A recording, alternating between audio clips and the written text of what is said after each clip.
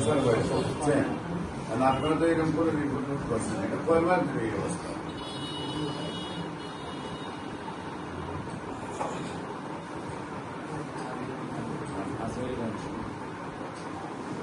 সেগুলো রিপোর্টগুলো হয় নাই।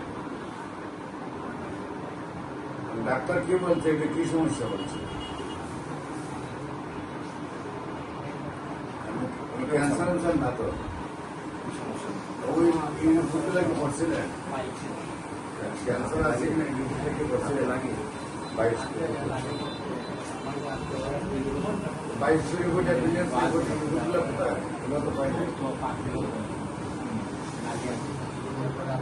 আচ্ছা ঠিক আছে, যদি ক্যান্সার না হয়ে থাকে তাহলে আপনাদের গত মাসে 4,000 লাগবে, গত মাসে 1,000 টাকা আসবে, গত মাসে কমে যাবে। আপনার রুগী আসতে হবে।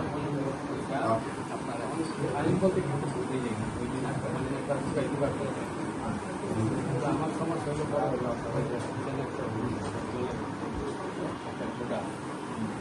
আচ্ছা এগুলোর কথা শুনলাম না যে ডাক্তারগুলো খাওয়াইছেন, ওগুলো পারেন আর কি, তাই ঠিক আছে। কতদিন আসবেন?